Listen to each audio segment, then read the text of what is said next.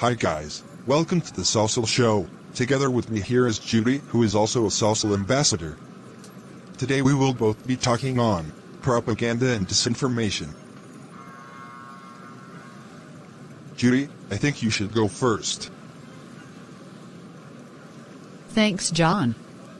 Alright, here's a quick one. The world appears to be in a state of flux. Just when we are seeing the end of a 2-year pandemic, now comes a new war and fears of an escalation into a world war. This has led to many being worried, scared, and sadly, misinformed. This is on both sides and points to the root of the problems we see online today. The internet should not be a place where there is only propaganda and disinformation, but instead, should always be open to provide connectivity and an ability for all sides to be heard. While many in the Solcial community have been asking for us to discuss the Russia/Ukraine war, Solcial is an open platform, allowing anyone to express their opinion, however silly they may sound. Therefore Solcial will remain neutral, a bit like Wikipedia. But the people behind Solcial have opinions, and in times of conflicts like we are experiencing now, it's difficult to remain silent. Solcial helps create a new way for people to interact online. Give an opportunity for voices to not just disagree, but to discuss issues and potentially see each other's side, which by the way is the most difficult, for anyone. We do not want the current state of the internet where one side silences the other. People following us are already familiar with the fact that the kingmakers of today's world are the social media algorithms, because whoever controls the narrative, controls people's minds. Alright John, over to you. We've seen examples of false stories on both sides of the Russia/Ukraine crisis, with propaganda being distributed to support existing narratives. Pieces on content like this go viral on Twitter and TikTok, with many sharing them amongst their friend groups. Sadly, days later we hear the truth about various stories not being fully correct or exaggerated, but given the viral growth, the narrative is already out there. This problem is only propagated by the algorithms that promote such pieces of content, and the lack of user feedback to inform individuals if something might not be as it seems. However, current social networks are only part of the problem. What happens when even social networks themselves are being censored and people are banned from using them? We all know that China and Iran, which tightly control the internet and censor foreign websites, have now become almost completely separate from the internet over the years, with few overlapping services and little direct communication.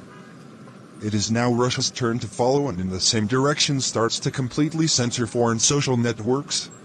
Let me quickly add that we also see a different side of the same coin when looking at calls from politicians in the West for the deplatforming of networks that support Russia, like the network Russia Today. The issue here is not the information being shared, but the limitation of different opinions and the little trust we give to people to hear different opinions and make decisions for themselves.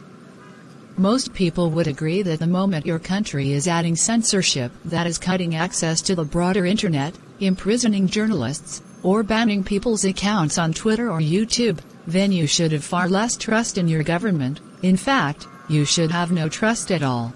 By removing the ability for dissenting voices to be heard, governments are creating an environment where only one side can share information, and there is no ability for someone to disagree with that side. If almost everyone in a given country can only gain access to one set of thoughts, then it should be no surprise when they all have the same conclusion on an issue. If the governments share one set of opinions, social media networks share only one set of opinions, and all voices who question the status quo are silenced, then maybe the citizens of a given nation should start to question what they are being told. Propaganda is nothing new. We experience propaganda in almost everything we do. Propaganda is also powerful. It can be used to help end wars, or start them. The internet should be a place where propaganda can be challenged, questioned, or supported. We should not allow the internet to become a place where only one side hears one set of opinions depending on the user's geographic location.